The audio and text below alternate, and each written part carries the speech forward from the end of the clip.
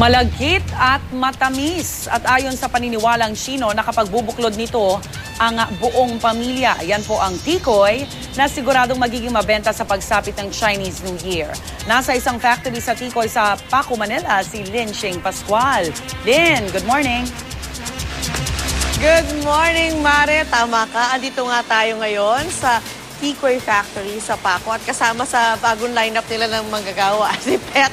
Si Tony Pet, kanina pa enjoy sa paggawa ng tikoy. Actually, ina-assemble na nila yan para ilalagay nila dyan sa vacuum seal na nila. Anyway, para sa mga nagtatanong, ano ba ibig sabihin ng tikoy? Ang tikoy Nian Gao, o kilala rin Chinese New Year's cake. Ang ibig sabihin ng Nian is taon o di kaya ay malagkit. O depende sa pagsabi nyo ng word na yun, no? Samantala ang Gao ay cake, o ibig sabihin din ay tumaas o umalsa. Nian Gao, so ibig sabihin niya yung paangat bawat taon o mas maunlad na taon. In other words, aangat ang buhay niyo. That's what it represents, diba? Kaya lahat tayo kumakain ng tikoy. Marami sa atin kumakain ng tikoy pagsapit ng bagong taon, specifically Chinese New Year. Ngayon, sa mga gusto bumili ng tikoy sa pagpasok ng bagong taon, well, ng bagong taon ng Chinese, ito po ito yung mga presyo. Tikoy, white and brown. Ang presyo po niya mula sa small ay 110 pesos, ang medium 160, ang large 195, ang XL naman 230. Yan po ay sa white and brown tikoy. Now, kung gusto niyo yung flavored tikoy, so tikoy ube po tayo. Mula 148 hanggang sa 198 pesos. Na kung gusto naman tikoy sweet corn, o di kaya ay butterscotch, o di kaya ay muscovado, 148 pesos hanggang 198. Pero yung muscovado nga pala, one size lang po yan, ha?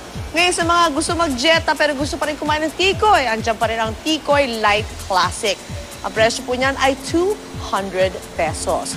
Ngayon, kung gusto nyo naman ng ube flavor pero gusto nyo nag-diet kayo, kaya Tikoy Light Ube, meron din 220 pesos. Ngayon, Tikoy Red Beans, meron din 250 pesos lang po siya. Ang Tikoy 4-in-1 ay 280 pesos. Kita ito, tikoy 4-in-1, as in apat na flavors siya magkakasama sa isang box. So, kung anong gusto ng pamilya nyo, meron at meron din yan. Now, we also have Tikoy Supreme. Ito po yun. Tikoy Supreme, ito po yung merong salted duck egg and minced pork. This is 388 pesos. Now, kung gusto nyo naman, yung on the go kayo, lumalakad kayo sa eskwela, sa opisina, gusto nyo kumain kaagad, na hindi nyo kailangan lutuin pa, ito naman ang tikoy roll. Sa aking kanan, tignan naman, iba-ibang flavor din siya. Ang tikoy roll ay 35 pesos lamang. Ito po siya pag nakabukas. Now, for those like me, na mahilig naman sa mochi cream, nakadalawa na po ako ngayong umaga, kahit di pa ngayon pala ako may ere, pero nakadalawa na po ako kumain. Kumain ako ng strawberry at cheese.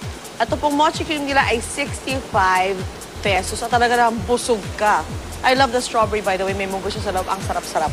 Okay, so yan po ang presyo ng ating mga tikoy na I'm sure marami sa inyong bibili sa pagpasok o sa pagsalubong ng bagong taon sa January 31st. Kaya, Rhea, aantayin ko na yung order mo. I'm sure tatawag ka sa akin. So, balik sa'yo, Rhea. Abono na lang, Mare, ha? Bayaran kita pagkatapos. Maraming salamat, Lynn Shing Pascual.